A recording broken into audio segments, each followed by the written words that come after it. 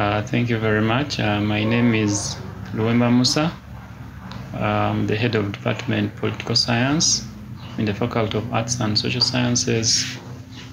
It is the department where we house the Bachelors of Cultural Heritage. Students are introduced to the key concepts in culture and cultural heritage, issues to do with culture, cultural heritage, preservation, management, tourism, ecotourism, etc., and then basic definitions of the same, because like any other person, you usually need those key terms to understand them before you delve into the program. And then we also talk about the different types of heritage, intangible cultural heritage, and then tangible cultural heritage. Under tangible cultural heritage, we talk about things like monuments, things like buildings, artifacts, etc. And then under the intangible, we talk about things like traditional music, folkways, languages, dialects, etc. And then also we have the other category of natural heritage, where we talk about things like landscape, ecosystems, biodiversity.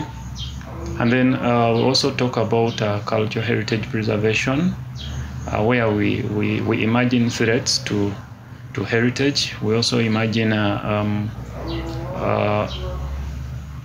preservation techniques. How should we preserve these tangible, intangible cultures amidst all the challenges that we see today brought about by globalization and the rest.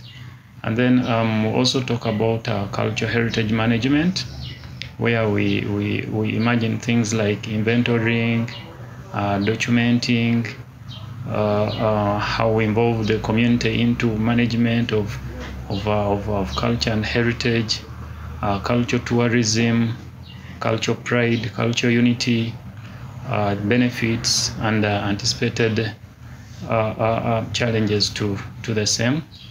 Then we also talk about cultural heritage education and awareness, where we think about how heritage should be taught in institutions from the lower levels to the higher levels, how we can involve the community in heritage, and then how we can also involve institutions in community outreach, then cultural heritage interpretation, and then how we can have guided tours to these cultural heritage centers. And then we also talk to people through means like storytelling, oral history, oral documentation, and the rest.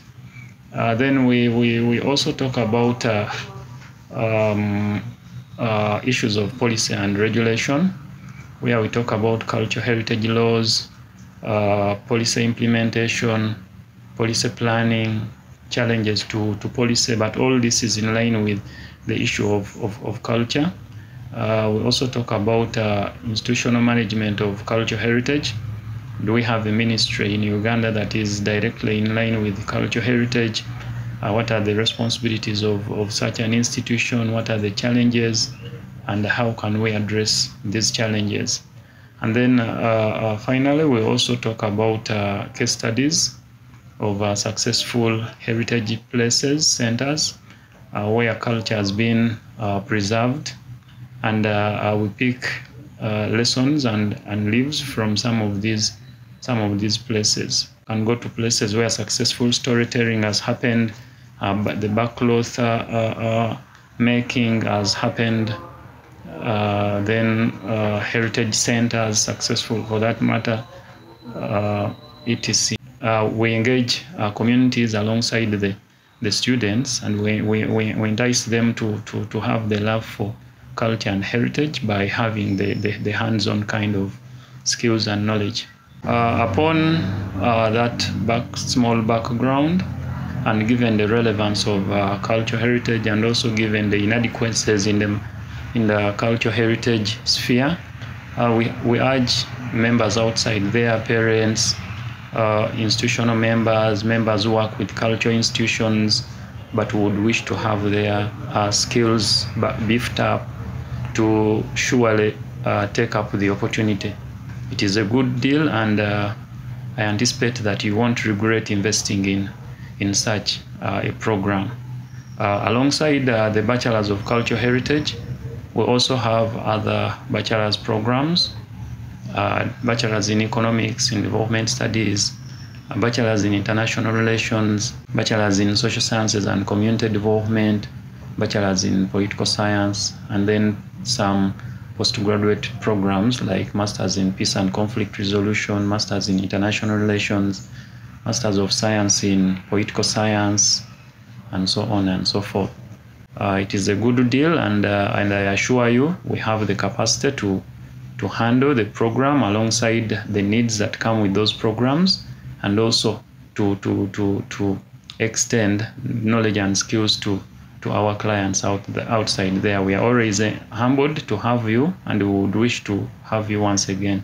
Thank you very much.